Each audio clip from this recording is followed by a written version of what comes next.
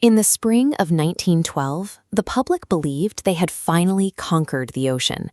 The RMS Titanic was setting out on its first voyage, and it represented the absolute pinnacle of human engineering, a fortress of steel gliding over the Atlantic. It cost the modern equivalent of $400 million to build. The designers equipped it with Turkish baths, a heated swimming pool, squash courts, and 4 restaurants. The amenities easily rivaled the finest 5-star hotels on land, designed to isolate passengers from the harsh reality of the sea. This diagram of the hull shows exactly where the famous myth of invincibility originated. Engineers implemented a double-bottom structure and divided the lower body into 16 separate watertight compartments. The math dictated that even if 4 of these compartments completely flooded, the ship would comfortably stay afloat. That heavy investment in structural redundancy bred supreme confidence.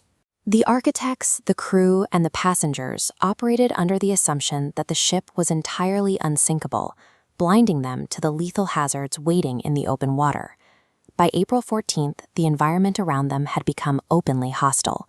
The temperature plummeted below freezing, and without a moon in the sky, visibility dropped to near zero across an ocean littered with icebergs. But slowing down wasn't an option. J. Bruce Ismay, the chairman of White Star Line, was on board and heavily influencing Captain Edward Smith. Ismay wanted to cross the Atlantic in just 6 days to set a massive public relations record. That meant pushing the massive vessel at a constant, reckless speed of 40 kilometers per hour. To maintain that record pace, the crew ignored 7 separate ice warnings relayed over the radio that very day. A scheduled lifeboat safety drill was entirely canceled. The ship was flying blind through a minefield. At 11:39 p.m., lookout Frederick Fleet spotted a massive iceberg looming out of the dark. He rang the bell and screamed for the bridge to turn left.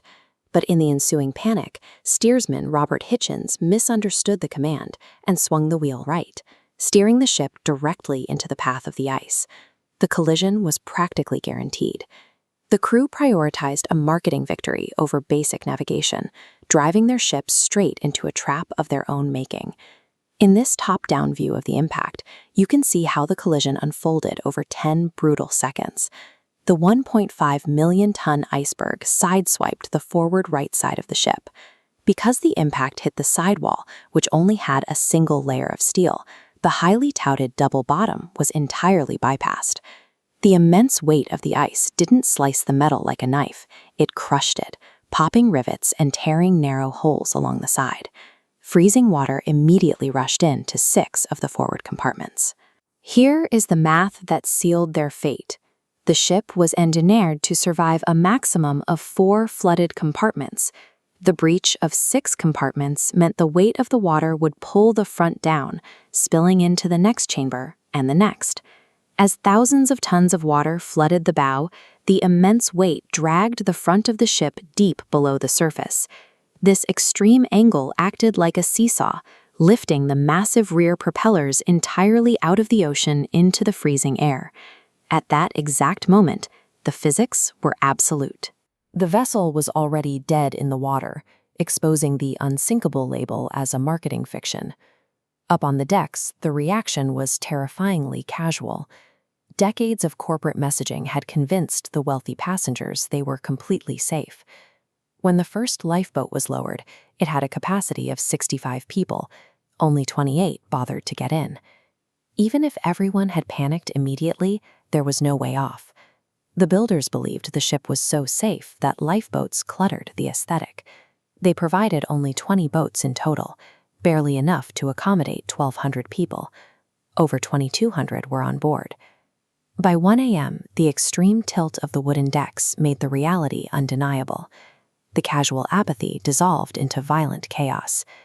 Passengers realized the terrifying math of the lifeboat shortage and began physically fighting for the remaining seats as the ocean swallowed the lower levels. The cruelest detail of the night lay just 37 kilometers away. Another ship, the SS Californian, was sitting completely idle on the horizon. The officers aboard saw the distress rockets firing into the sky from the Titanic, but their captain dismissed the explosions as a late-night party and went back to sleep. The iceberg merely opened the hull. It was the deliberate shortage of emergency resources and the fatal indifference of a neighboring ship that guaranteed mass casualties. The structural strain reached a breaking point at 2:20 a.m. The immense weight of the flooded bow and the elevated stern snapped the ship entirely in half, sending thousands of tons of steel plunging into the pitch-black abyss. 1,500 people were left floating in -2 degrees Celsius water. At that temperature, human survival is measured in minutes. Those who avoided drowning succumbed rapidly to hypothermia in the dark. The radio distress signals finally reached a vessel that responded, the RMS Carpathia. But it had to travel over 100 kilometers at top speed. When it arrived around 4 a.m., there was no ship left to save.